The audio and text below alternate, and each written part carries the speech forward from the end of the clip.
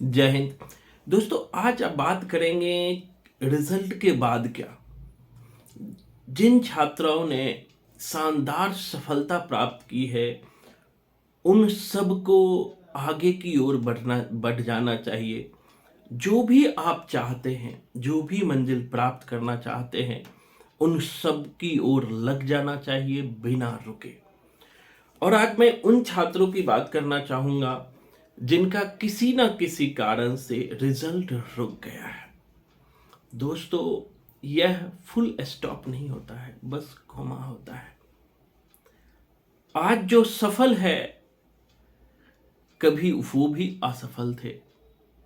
तो हमें ये नहीं सोचना है कि हम पास नहीं कर सकते हैं, हम जीवन में आगे नहीं बढ़ सकते हैं। दोस्तों, जीवन में असफलता बहुत कुछ सीख देती है। मैं जो बात कर रहा हूं, मैं भी बहुत असफल हुआ हूं। ऐसा नहीं कि आप असफल हुए हैं। जीवन में 90% ऐसे लोग होते हैं जो असफल होकर ही सफल होते हैं। लेकिन हमें हार नहीं मानना चाहिए और दिमाग में ये बैठाना चाहिए कि जब तक तोड़ेंगे नहीं, तब तक छोड़ेंगे नहीं। जब तक अपनी मंजिल को प्राप्त नहीं करेंगे, चाहे सफलता मिले या असफलता मिले, हम अपना काम करते रहेंगे। अब सवाल आता है कि दोस्तों, हमारी रणनीति क्या होनी चाहिए पास करने की, या सफल होने की रणनीति क्या होनी चाहिए। अगर मैं बात करूं, मैं अपना एक्सपीरियंस बताऊं। हर इंसान का अपना एक्सपीरियंस होता है, और खास करके NET, JRF, TGT, PGT, PRT, इन सब का पिछले 10 से 15 सालों का हमारा जो टीचिंग एक्सपीरियंस है, उसके अनुसार मैं बताऊंगा आपको कि हमारे अंदर कमियां क्या है। ये पता नहीं चल पाता है। जैसे कि जब तक सर दर्द नहीं होता है, समस्या नहीं आती है, तब तक हम डॉक्टर के पास जाते नहीं हैं। और हमें पता नहीं होता है हमारे अंदर क्या चल रहा होता है। जब डॉक्टर के पास जाते हैं, तो डॉक्टर ही हमारे अंदर की कमियों को बताता है और उस कमियों को दूर करने में हमें मदद करता है।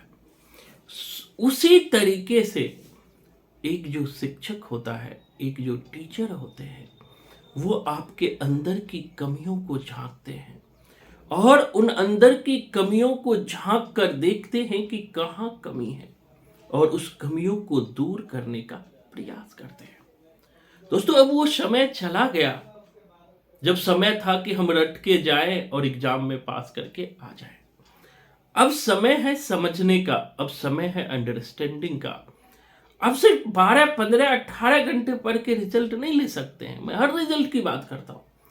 अब उसके लिए रुक के सोचने की आवश्यकता है कि हम में कहाँ कमी रही, कहाँ अंडरस्टैंडिंग में कमी रह गई, कहाँ कौन सी दिक्कतें आई, आखिर ये दिक्कतें दूर कैसे होगी। एक शिक्षक दूर करा सकता है। और हमारा फिर से हिंदी साहित्य का भी नया बैच शुरू होने जा रहा है और फर्स्ट पेपर का भी शुरू होने जा रहा है। आप सबको एक बात मैं कहना चाहता हूं, भिन्न भिन्न जगहों पर आपने पढ़ा होगा। अपने से खुद 2 से 3 साल, कोई 4 साल समय दिया होगा। लेकिन एक बार हमारे पास पढ़ के देखो, वो भी फ्री क्लास लेकर देखो। अगर आपके 20 साल, 10 साल की पढ़ाई एक तरफ और मेरा पढ़ाई आपके 4 से 5 महीने का एक तरफ, फिर भी जो मैं पढ़ाऊंगा वो स्टैंडर्ड का नहीं होगा, वो एग्जाम में पास करने लायक नहीं होगा, तो आप ट्रायल क्लास लेकर भी छोड़ देना। मैं बार बार इन बातों पर जोर देता हूं कि मैं लिखित गारंटी देता हूं। इनके पीछे बहुत बड़ी बात होती है, ये सब नहीं समझ पाते हैं। मैं जानता हूं कि बहुत सारे लोग ये सोचते होंगे कि सर पैसे कमाने के लिए ऐसी बात कर रहे हैं। बिल्कुल नहीं। मेरा मानना है जीवन में सफलता जरूरी है, जीवन में रिजल्ट जरूरी है। रिजल्ट रुकने का टीस क्या होता है, मैं भली भांति जानता हूं। हो सकता है आप सब नेट, जीआरएफ के एग्जाम फेल किए होंगे। मैं तो जीवन में 10 साल 12 साल कंटिन्यू फेल करता रहा। कभी आईएएस का प्री फेल किया, कभी मेंस फेल किया, तो कभी इंटरव्यू फेल किया। इतने पीसीएस का एग्जाम दिया, हर एग्जाम में कभी इंटरव्यू में फेल किया, कभी मेंस में फेल किया। फेल करने के बाद जो दर्द उत्पन्न होता है ना, जो टेंशन उत्पन्न होता है, वो मैं महसूस करता हूं। हमारे बच्चे फेल करते हैं, लेकिन मैं बेचैन रहता हूं 4 से 5 दिन तक, और ये बेचैनी कंटिन्यू बनी रहती है। मुझे लगता है कि आखिर मैं तो चाहता हूं कि पूरे देश में कोई बच्चे फेल ही ना करें। अगर एग्जाम में फेल नहीं करना है तो उसके लिए हार्ड वर्क करना होगा, सही दिशा की जरूरत होगा, एक अच्छे डॉक्टर के पास जाना होगा, मतलब एक अच्छे टीचर से जुड़ना पड़ेगा और अपनी कमियों को जानना पड़ेगा। मैं भी पिछले 10 साल से यही कमियों को जानने का प्रयास करता हूं, तभी इतने रिजल्ट होते हैं।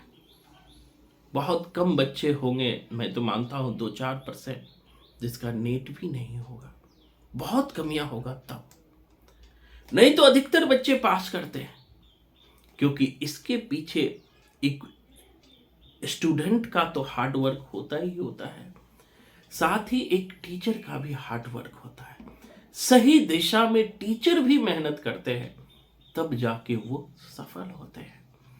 तो मैं तो बस इतना कहना चाहता हूं आप सबसे कि अब समय मत गंवाइए, अपने पैर पे कुल्हाड़ी मत मारिए, टाइम मत बर्बाद कीजिए, नहीं तो ये टीस हर बार देता रहेगा और जीवन भर देता रहेगा। मैं जानता हूं जीवन में जो आप पाना चाहते हैं, अगर वो चीज नहीं पा पाए तो जीवन के 80 साल में भी पहुंच जाओगे, तब भी सोचोगे ये काम हमने चाहा था, ये काम हमसे हुआ नहीं। हमारे अंदर आज भी वो टीस है, जो चीज मैं पाना चाहता था वो नहीं पा पाया। तो ये दर्द कभी खत्म नहीं होता है, कितने भी पैसे कमा लो, कितना भी चीजें कर लो, अगर आप चाहते हो कि हम जीवन में सफल हो तो तब तक मत रुको जब तक कि सफलता ना मिल जाए। हार्ड वर्क करते रहो, सही दिशा में करते रहो और अपने गुरु के बताए हुए मार्ग पर चलते रहो। बहुत सारे बच्चों को मैं जानता हूं, मैं भी बहुतों को बताता हूं ऐसे पढ़ो, ऐसे करो, ऐसे करो, वो नहीं करते, वो अपने मन से करने लगते। उनके दिमाग में आ जाता है आई एम द बेस्ट, यही उसको पीछे धकेल देता है। तो ऐसा मत करें। अगर अभी तक असफल हो रहे हैं तो जरूर एक बार क्लास लेकर देखें। हमारे पास ऐसा नहीं कि हमारे पास बच्चों की कमी है, बहुत बच्चे हैं। मैं इसलिए बात कहता हूं कि मैं चाहता हूं कि आप अपने अंदर की कमियों को झांक ले और उसे दूर कर ले और जीवन में सफल हो जाए। आप अपने से खुद बहुत सारा काम कर लिए, अपने से पिछले 2-3 साल से तैयारी कर ली है। अगर अब भी नहीं हो रहा है तो कुछ न कुछ कमियां हैं दोस्तों। अब डॉक्टर के पास जाना चाहिए, अर्थात अब टीचर के पास जाना चाहिए। तो आज के लिए इतना ही, धन्यवाद।